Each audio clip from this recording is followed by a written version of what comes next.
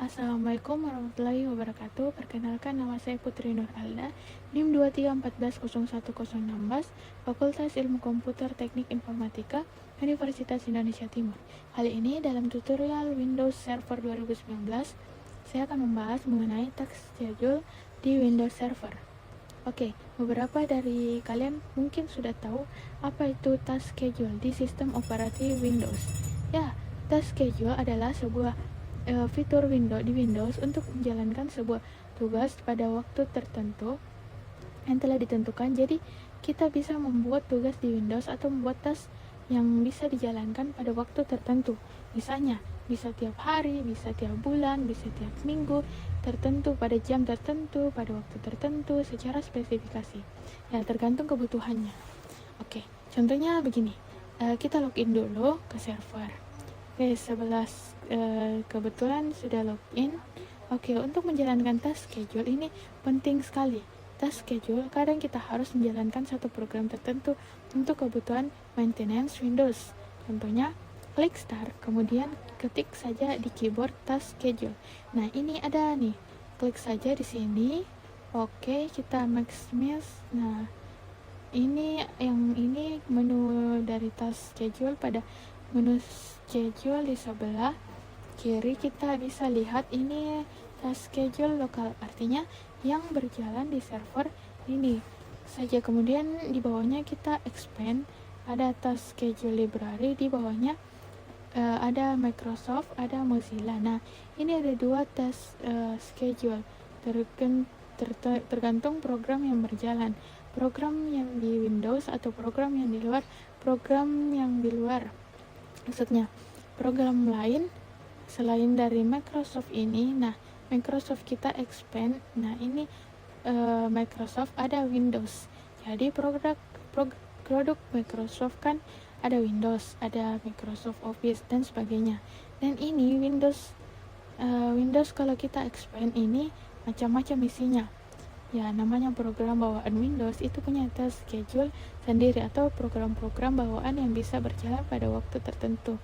Contohnya si Net Framework ini kan salah satu fitur dari Windows, dan diisi ada sebelah kanan kita lihat namanya, tugasnya namanya Network Framework and Gen versi statusnya ready.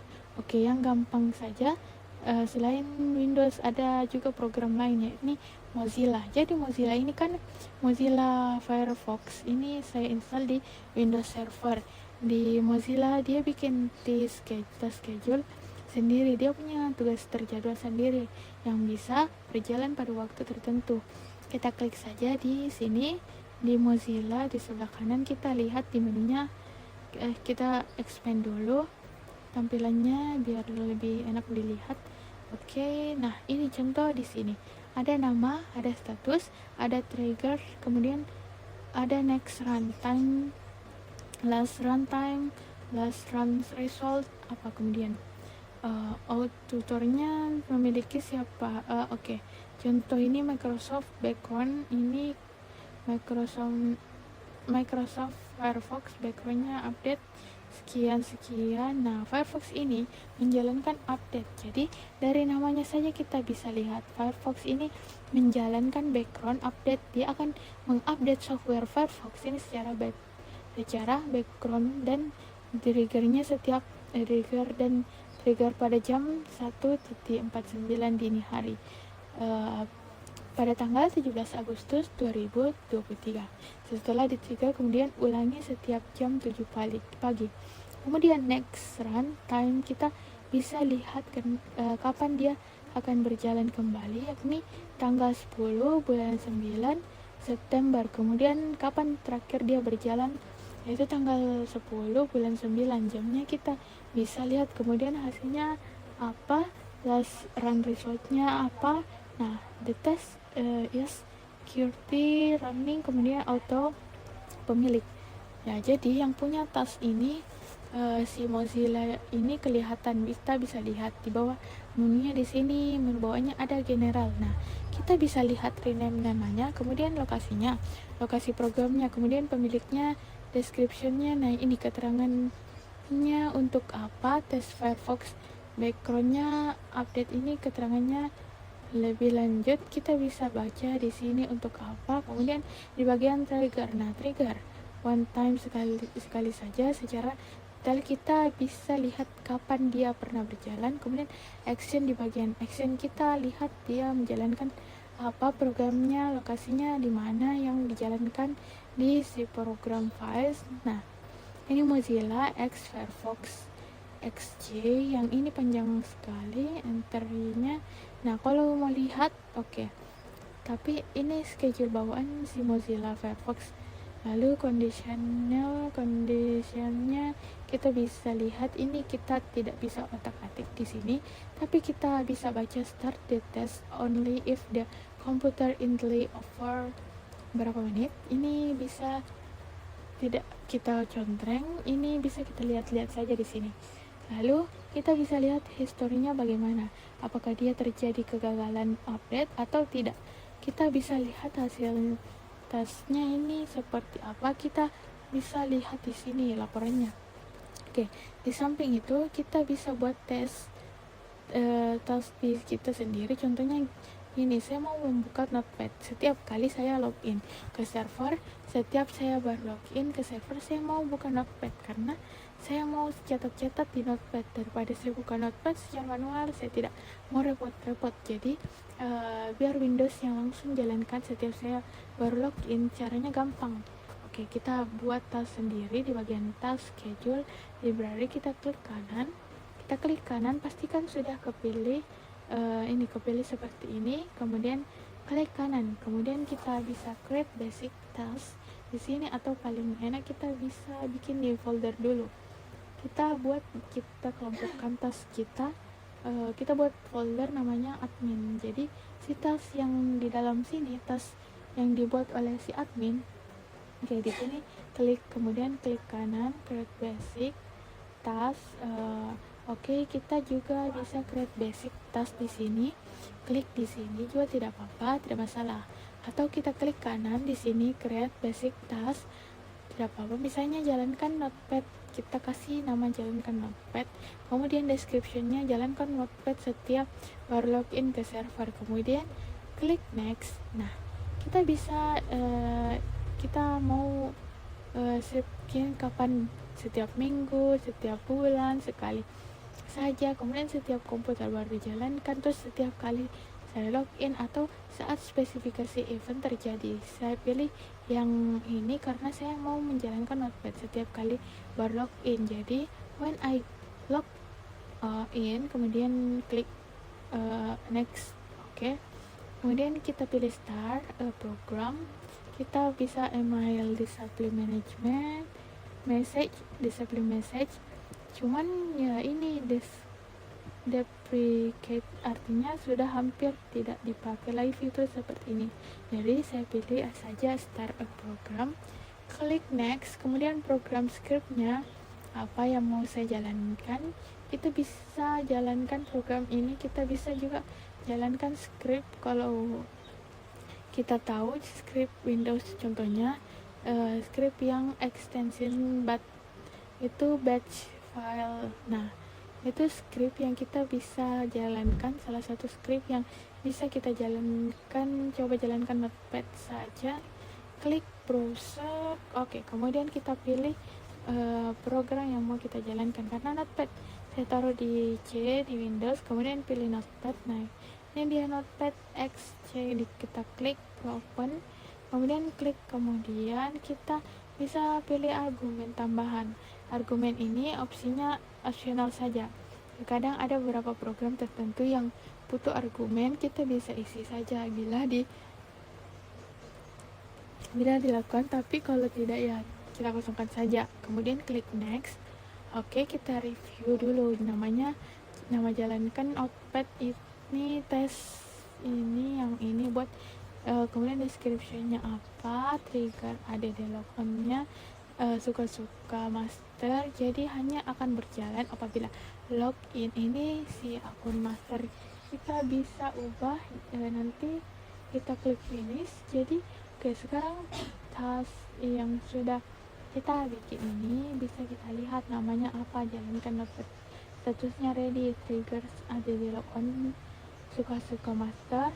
Oke, next rantainya belum, last rantainya bisa kita lihat kapan last resultnya, kemudian kapan dibikin kita bisa autornya siapa. Nah, suka-suka master create kapan, kemudian kita bisa cek lagi di sini di bawah action conditional begitu. Kemudian kalau mau edit bisa klik kanan, kemudian klik properties. Nah, di sini kita bisa edit schedule waktu atau keterangan apapun. Action to condition, kita bisa lihat, kita bisa pilih condition ini start the task only if the computer is idle from misalnya 10 menit. Jadi kita hanya jalankan task ini kalau komputernya ini atau tidak dipakai dalam berapa lama, 10 menit, 1 menit, 5 menit. Nah, silahkan, saya tidak akan pilih itu. Kemudian kita bisa pilih start the task only if the computer is on AC power, stop if the computer switch to battery power. Itu kita bisa pilih di sini sesuai dengan kebutuhan. Saya yakin pasti semuanya mengerti maksudnya apa. Kemudian setting, di bagian setting ini allow task to be run on demand. Kita bisa jalankan task ini sesuai dengan mau kita kapan saja, bisa terjadwal atau kita bisa jalankan sesuka kita. Terus kita bisa hentikan tasknya kalau berjalan lebih dari berapa hari. Nah, 3 hari itu bisa. Kemudian historinya kita lihat, history ini baru satu entry, ini kita bisa lihat task kategorinya, date and time-nya kapan. Detailsnya kita bisa lihat secara detail di sini. Keterangan lebih lanjutnya mengenai task yang baru kita bikin ini di bagian general. Kita bisa pilih di bagian security option when running task, use the following user account. Kita bisa pilih user account siapa saja yang bisa menjalankan task schedule, jalankan notepad ini pada hanya si master saja atau semua user. Kita bisa ubah di sini change user or group. Kita bisa pilih mau si master saja atau semua, setiap orang yang login ke server ini bisa saja. Misalnya si master atau administrator juga boleh. Misalnya administrator saya tambahkan administrator atau check names. Nah, ini administrator yang built-in ini account. Oke, yang ini yang built-in account. Administrator yang bukan administrator yang tidak pakai pilihannya, klik OK. Klik OK lagi. Nah, kita bisa pilih administrator atau change lagi, misalnya master check names. Oke, kembali lagi, atau kalau mau semuanya, semua admin bisa saja administrator. Nah, administrator berarti semua bisa jalan, mau si master atau si administrator lokal bisa, tapi saya mau jalankan si master saja. Nah, master check oke, lalu kita pilih run only when master user is log on. Jadi hanya berjalan kalau user login baru dia bisa berjalan. Kita bisa pilih run with the highlights privilege. Kita jalankan notepad ini dengan privilege yang paling tinggi. Ya, bisa saja kalau sudah kita klik OK. Nah, sekarang kita tutup kembali. Kemudian kita coba restart servernya. Harusnya pada saat saya login nanti notepadnya akan otomatis berjalan. Kita lihat, kita tunggu sampai login kembali ke server. Oke, kita coba login kembali. Sekarang harusnya notepadnya berjalan. Tiap saya login kita cek apa berjalan. Oke, lihat ini notepadnya berjalan, langsung dibukakan sama Windowsnya. Jadi saya tidak perlu repot-repot jalankan notepadnya, langsung terbuka tiap sekali saya login. Gitu cara gampangnya bikin task schedule. Oke, jadi task schedule ini berguna untuk maintenance sistem. Contohnya gini, saya pengen server ini di start setiap bulan, tiap sebulan sekali. Misalnya perusahaan punya kebijakan di bagian IT-nya untuk merestart server pada jam malam tanggal 1 awal bulan, dan dia akan otomatis melakukan restart. Kita bisa bikin scriptnya, kita bisa bikin dulu.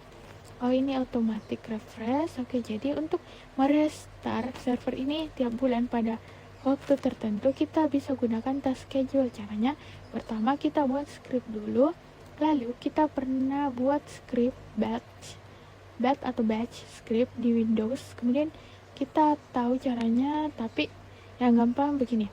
Oke, kita buka Notepad. Kalau di command PR-nya ada yang namanya shutdown, ada perintah namanya shutdown. Nah, shutdown ini punya option. Nah, ini shutdown punya option namanya R. Itu artinya restart. Namanya R-nya itu SH shutdown R. Nah, ini full shutdown and restart the komputer. Jadi, kalau kita menjalankan shoot kemudian diikuti dengan R seperti ini, short R, kemudian kita enter. Nah, ini server ini akan merestart dirinya sendiri. Kalau kita tambahkan min T, jadi dia akan menambahkan time, mau berapa detik dia akan shoot. T mana ini T di sini? Ada ini, harusnya ini ada T time. Nah, ini T SPIX nya ketik detik sebelum dia shutdown. Contohnya T misalnya 10. Kalau saya enter ini, kalau saya enter sekarang, maka server ini akan restart dalam waktu 10 detik. Oke, kita bikin script dulu. Oke, misalnya ketik saja langsung shutdown minus R T 10 misalnya. Ya, kalau kemudian kita save di sini, kita taruh saja di desktop, gampang, misalnya restart. Sudah, langsung saja save. Oke, sekarang kita ke desktop. Nah, di restart ini txt ini saya rename dulu belakangnya, bukan txt tapi bat. Oke, klik yes. Nah, ini adalah batch script. Jadi kalau saya double klik ini server akan merestart dalam waktu 10 detik. Oke, kemudian kita masuk ke task schedule library. Oke, di bagian admin. Nah, ini saya masukkan saja ini ke bagian admin. Kita klik kanan di sini, create new task. Nah, tadi kan kita create basic task. Nah, coba kita buat task baru dengan create new task. Create new task ini, kita kasih kata nama restart server description misalnya. Terjadwal. Oke, sekarang change as user or group. Kita bisa jalankan script ini saat server ini terlogin sebagai siapa. Kita bisa masukkan saja administrator, jadi semua admin bisa jadi ini akan berjalan siapapun yang login ke server ini. Kemudian kita pilih saja run with the high heels privilege, boleh di sini. Kita connect contreng, kemudian triggers, klik new, bisa di sini kita lihat isinya. Nah, trigger ini mau sekali waktu setiap hari, setiap minggu, atau setiap bulan. Gini task schedule kita bisa pilih di sini. Oke, task mau mulai tiap kapan, pada schedule, pada setiap hari, baru login, pada startup on in the line, karena saya mau bikin server ini restart tiap tanggal setiap 1 jam, tanggal 1 jam malam, jadi saya pilih on schedule. Oke, kita startnya bisa pilih mau bulan. Nah, ini mau select all bisa, kemudian kita pilih tanggal 1, karena saya mau tanggal 1, jadi pilih saja tanggal 1. Bisa on, bisa pilih first, second, this last misalnya.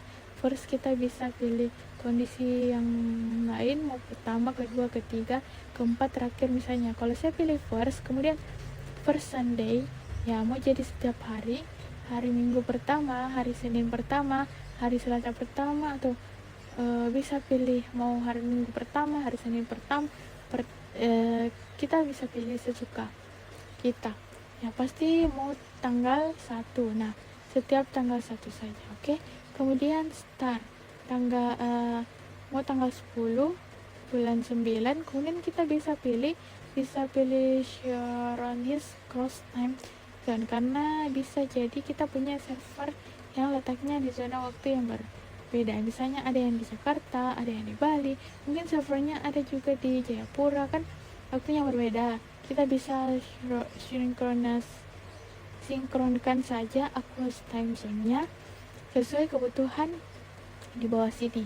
Kita bisa pilih daylight test-nya for berapa, kita bisa pilih mau langsung berjalan atau delay berapa lama, kalau 30 detik, 1 menit, 30, sesuai kebutuhan. Kemudian ulangi setiap kapan, setiap berapa lama, mau setiap jam, tergantung kebutuhan. Tapi karena ini dijalankan sekali saja tiap jam malam, tiap tanggal 1 awal bulan, ya saya tidak akan pilih ini. Oke. Kemudian kalau sudah ini kita klik OK. Kemudian di bagian action condition ya setting, kita bisa ubah di sini optionnya ya di bawah ini sesuai dengan kebutuhan. Start the test only if the computer in Italy for berapa. Kemudian settingnya kalau T turun on ya ini seperti yang sudah saya terangkan sebelumnya. Kita bisa ubah kondisi dan setting-setting di sini sesuai dengan kebutuhan saja. Oke. Kalau sudah kita klik OK, your mouse enter atas name at least one action. Oke, ada yang kurang di sini actionnya. Oke, kita belum saya masukkan action start program. Oke, start program ini kita klik browser, karena di desktop tadi kita pilih yang restart B. Oke, ini argumen ini tidak ada, yang pilih klik OK saja, kemudian klik OK lagi. Jadi server ini akan merestart tiap tanggal 1 jam 1 malam, tapi saya tidak akan lakukan ini, cuman contoh saja. Jadi kalau kita mau coba silahkan jalankan contoh script ini, kemudian nyalakan server jam 12 lewat, tunggu sampai jam 00 malam, dia akan merestart. Apa tidak dia bakal restart, cuman saya tidak akan melakukannya karena ini masih pagi di tempat saya. Oke, tentang task schedule ini cuman penjelasannya agak lebih detail saja, karena kalau di lingkungan server task schedule ini sangat berguna sekali untuk maintenance server.